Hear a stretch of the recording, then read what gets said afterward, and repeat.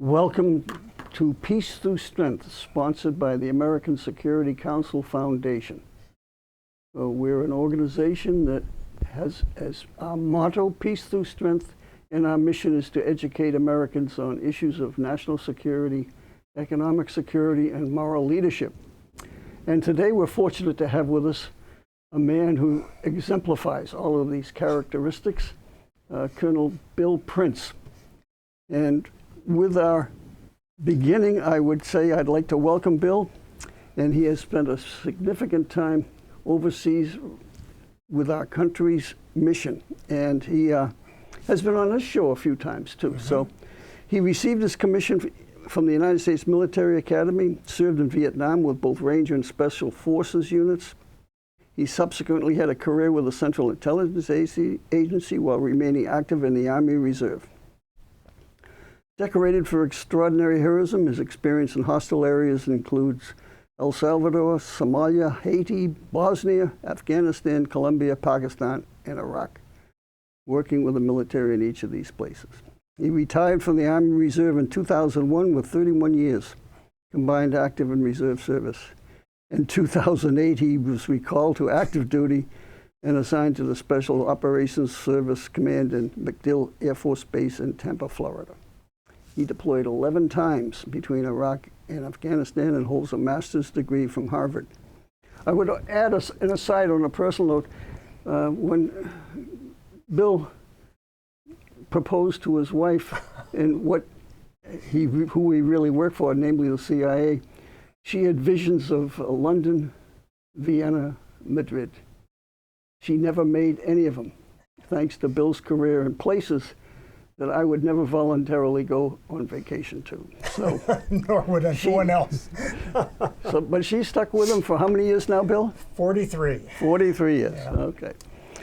So, does our national security bill, and Bill is also the president, he's going to get into this later, of the MacArthur Society of West Point. So, does our national security require a military academy? Davy Crockett said no. Back in 1830, Davy Crockett, as a member of Congress, introduced legislation to completely defund West Point. Davy Crockett hated the military academy, hated the whole idea of a professional officer corps.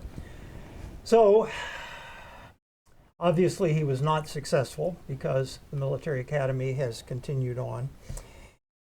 And I want to say right up front that West Point gets a lot right. They produce some very fine officers. However, I feel that especially over the last few years that there have been some serious indications that some things are very wrong up there. And I feel that West Point is losing a focus on its foundational principles. The motto is duty, honor, country.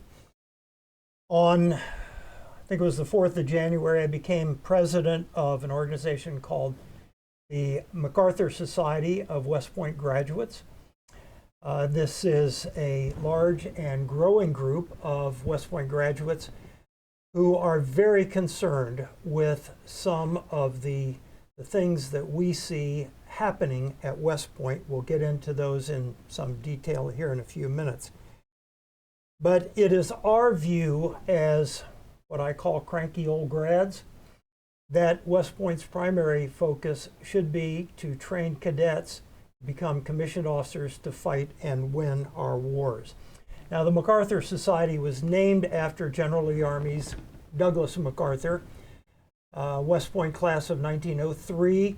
He came back after World War I as a visionary superintendent at West Point from 1919 to 1922. So we thought it was very appropriate to name our society after Douglas MacArthur. We'll talk a little bit more about him in a couple of minutes. So, cranky old grads, I have an acronym for you, COG, C-O-G. That's, right. That's great. So, I'm going to use that. Okay, and send me a check for them. Okay. All right. What do you think is the most overarching issue, the biggest issue facing the academy, the West Point now? Is it West Point Academy or is it a university now? Ooh, ouch. Okay, never mind. We're going to talk a little bit about that. Okay. In my view, the biggest problem that we face is that there's a push to de-emphasize what I call the warrior ethos, and instead push West Point to become an elite liberal arts college. And some of you listening to this may have heard the chief of the JCS, Joint General Staff, Mark Milley, General Mark Milley, chairman of the Joint Chiefs, say in testimony to Congress here just a year or so ago, and I quote, West Point is a university. Now, Mark Milley did not go to West Point. He went to Princeton, actually. But I remember hearing that for the first time and saying, he is absolutely wrong. West Point is not a university, and in my view, should not be a university. We do not need another elite liberal arts college. However, West Point continues to trumpet in its literature the fact that it's ranked like number 3 or number 4 in the country in liberal arts colleges. It's ranked 4th in undergraduate engineering studies, was number 8 behind Wellesley and Swarthmore in some other survey. There's a GAO report. It dates from 2002, so we're talking over 20 years ago. The GAO estimated that it costs, and I'm reading it here, $349,327 per cadet. In other words, it cost back then, 20 years ago, almost $350,000 to send a young man or a young woman through the military academy. 20 years later, it's got to be a good deal more than that. Let's say $400,000. Now, these are taxpayer dollars. The West Point should be unique, not trying to be just another elite liberal arts college. And the fact that West Point has produced 107 Rhodes Scholars, well, frankly, I don't care. I would be and am much more interested in West Point producing officers, as I said, that can fight and win our wars. And there are some significant problems that those of us that follow some significant problems that I'd like to take a minute to highlight. In 2020, there was a cheating scandal at West Point. 73 cadets were found guilty of cheating. In 2022, probably some of you remember a scandal where a half dozen West Point cadets were on spring break in Fort Lauderdale and overdosed on a combination of cocaine and fentanyl. Ooh, there's something seriously wrong on there. The honor code at West Point for generations has said that a cadet does not lie, cheat, or steal, or tolerate anyone who does. That's a foundational principle, and it was actually formalized by Douglas MacArthur when he was superintendent. It had existed, the honor code had existed since the late 1800s. Douglas MacArthur formalized it, and it has been for generations of cadets absolutely foundational to the 4-year experience at West Point. A cadet does not lie, cheat, steal, or tolerate those who do. The current superintendent, who I've met, a lieutenant general by the name of Steve Gilland, told last year the West Point Board of Visitors, the Board of Visitors is kind of a, lack of a better term, a watchdog group that is supposed to make sure West Point is staying on the correct path. Anyway, the superintendent told the Board of Visitors, as I understand it, that he wanted to simplify the honor code and he wanted to make it aspirational. And a number of us said, wait a minute, what's aspirational about the honor code? That the honor code is not something that is absolutely essential, but it's something that cadets should aspire to. That gave us, a lot of us, a pause when we heard that he had said that to the Board of Visitors. So, the current leadership is named, what is his name? The current superintendent? Lieutenant General Steve Gilland. And the one before him was Lieutenant General? Yeah, Darrell Williams. Now 4-star General Darrell Williams. How does one become a 4-star? That's a great question. And normally, as part of being assigned as the superintendent at the military academy, that is a 3-star or lieutenant general billet. Normally, those individuals selected to be superintendent realize that that is their terminal assignment, that they will not be promoted. It was very unusual for Darrell Williams to be promoted to a 4th star. However, many of us are concerned with some of the things that he did while he was superintendent up there. I met him very briefly, not long after he was assigned as the superintendent at West Point, 2018. But very soon after being selected as superintendent and arriving, he established something called Honorable Living Days. Now, these were mandatory stand-downs. All the cadets had to participate in these. And they were designed to allow cadets and faculty to discuss problems facing cadets and problems facing the Army. What worried me, the 4th Honorable Living Day, which was conducted in September 2020, centered on eradicating racism, especially, and I'm quoting here, especially hidden aspects of racism and cognitive bias.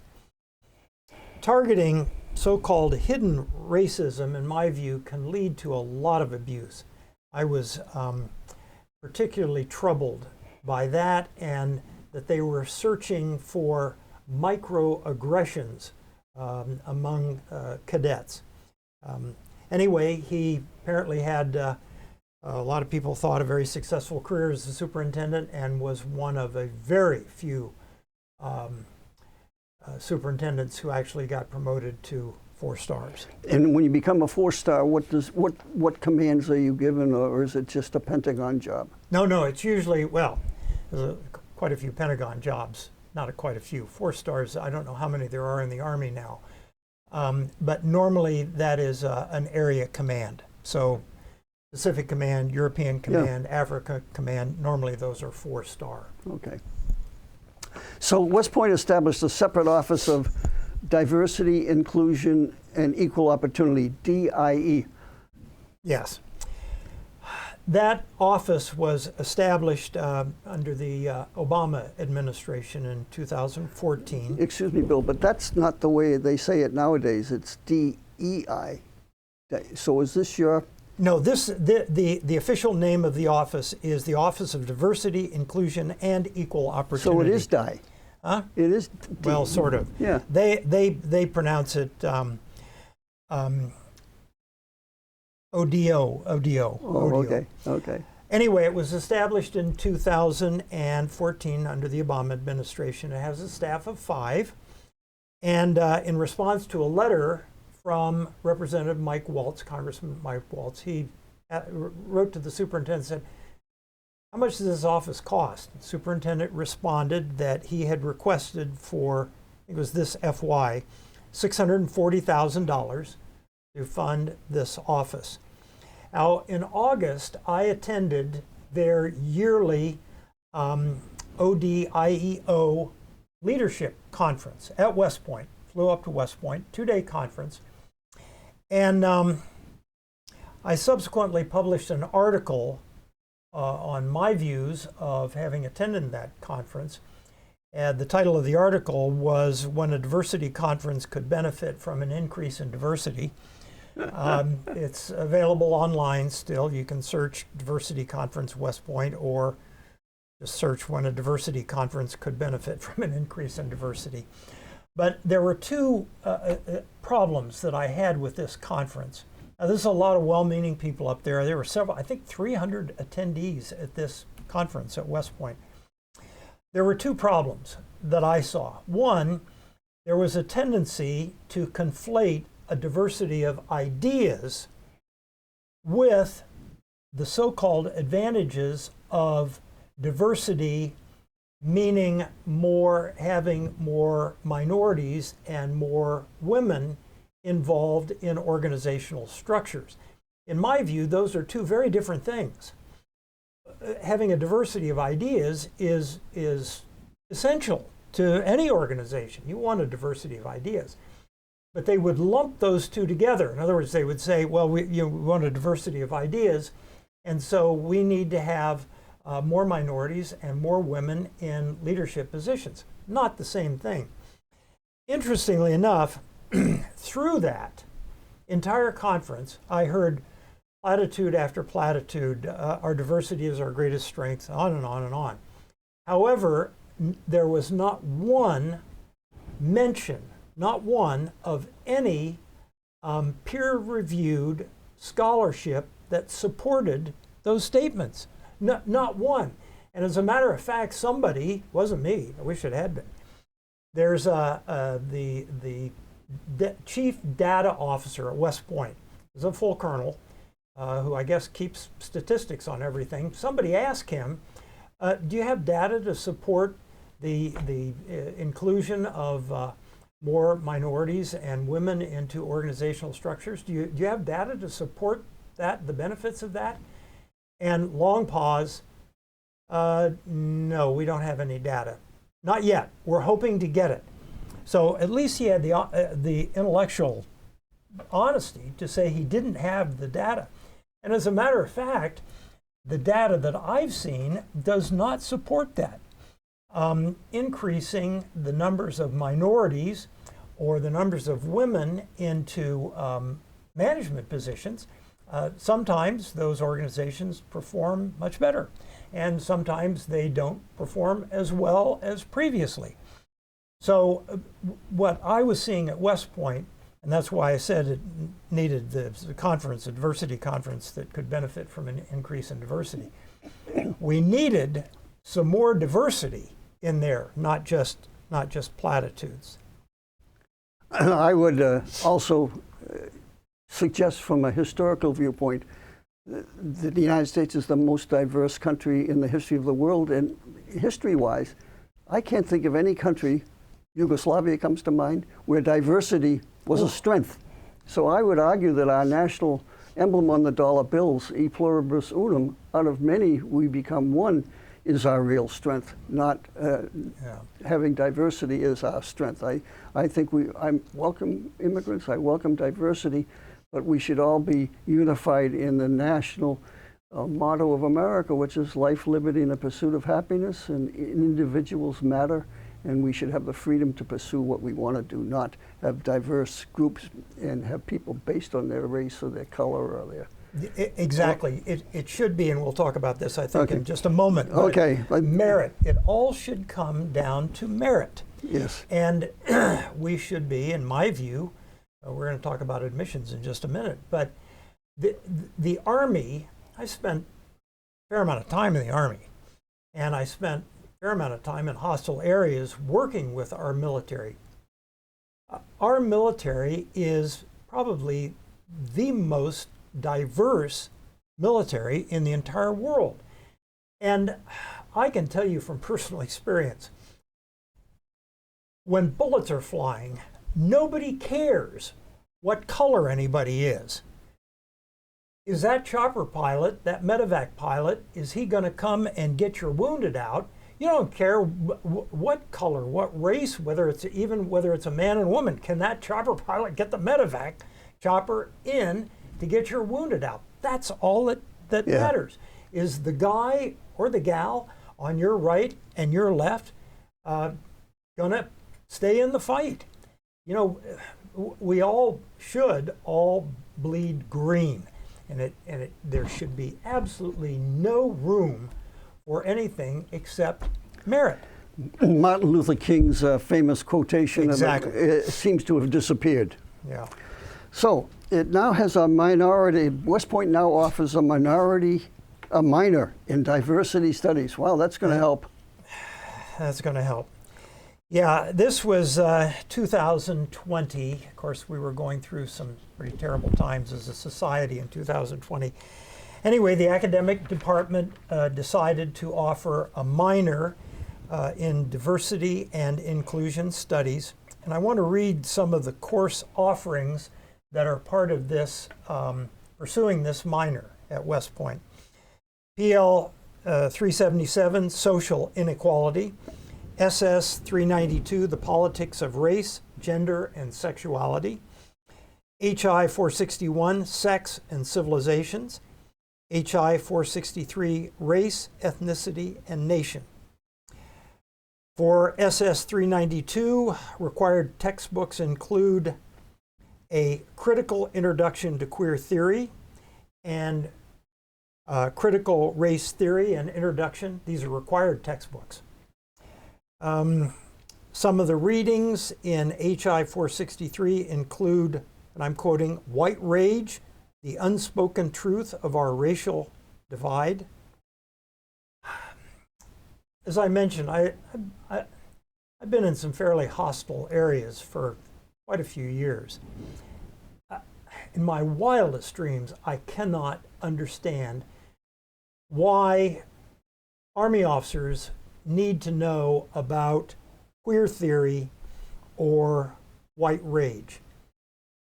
Do these courses at West Point, taught primarily by civilian instructors, do these courses really foster teamwork and mission focus, or do they foster victimhood and suspicion and division?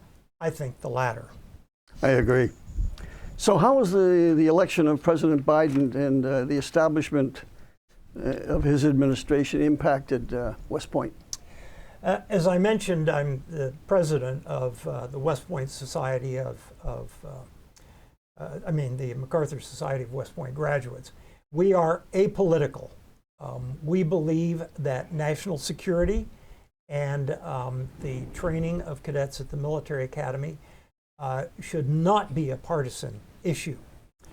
Having said that, when President Biden came into office, he appointed a retired general by the name of Lloyd Austin, who is a West Point graduate, as the Secretary of Defense. And it seems to the vast majority of us in the MacArthur Society that that was a real boost for a more progressive ideology at West Point. Now, I'd like to add that that Lloyd Austin, in addition to being a West Point graduate, is a retired Army 4-star, and I know several people who served with him over the years, thought very highly of him. But I'm afraid that, my humble opinion, he has lost his way on creating warriors to fight and win our wars. Along those lines, the West Point wants to continue to use race as a part of the admissions decisions? I think probably the vast majority of people listening to this podcast know that a group called Students for Fair Admissions sued my other alma mater, Harvard, and the University of North Carolina. And the Supreme Court decided that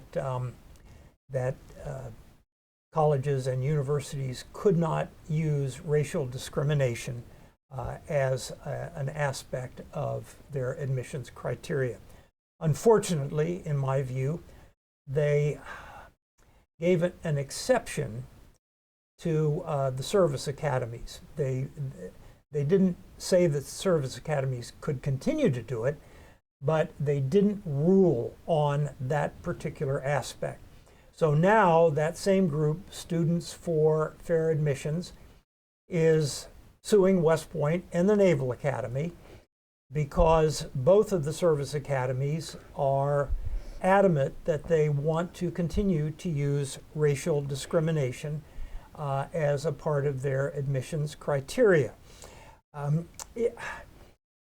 What bothers me about this is that I could see a logic if a civilian liberal arts college said, we want to use racial discrimination and racial stereotyping. We want to use that as part of our admissions policy. Well, they're private college, well, maybe okay.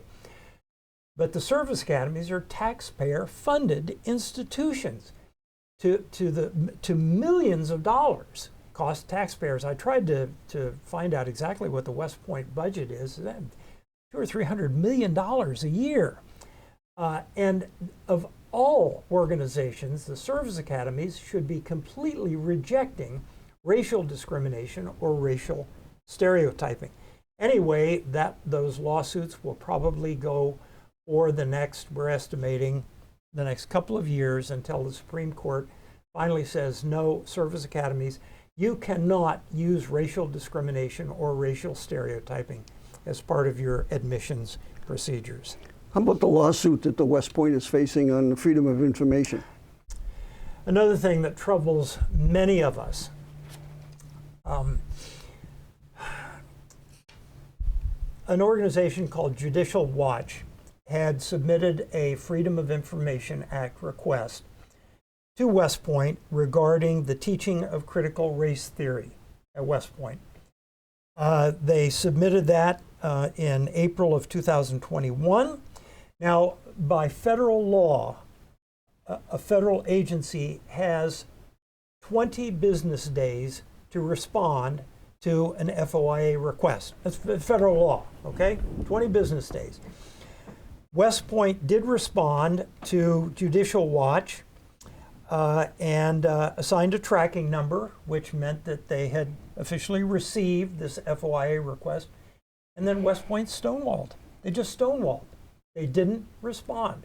So about 3 months later, 26th of July, Judicial Watch filed a lawsuit against the Department of Defense to force West Point to provide the documentations requested under the FOIA request, which they finally did to the tune of, I think it was 653 pages of documents on the teaching of critical race theory at West Point.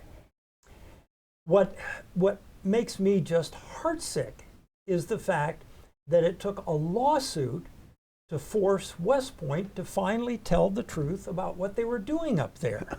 I mean, duty, honor, country, well, you know, the middle word there is honor. And yet it took a lawsuit to force West Point to finally tell the truth. A lot of us find that totally unacceptable. So, what should those who are listening to this podcast do as far as an action plan, Bill?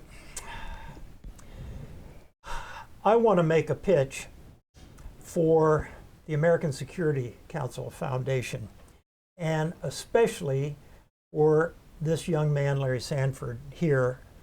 The production, his production, especially on the Communist Party in China, and also what he's done in the Middle East and Latin America. He produces some absolutely pivotal information on threat analysis. And one of the great things about what he does, actually, I just a few minutes ago was trying to encourage this organization to produce a book with his research, his analysis.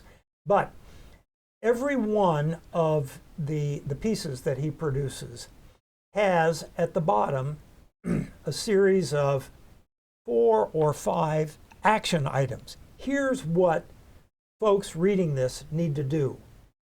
I think it's just excellent. So for all of you listening to this, I would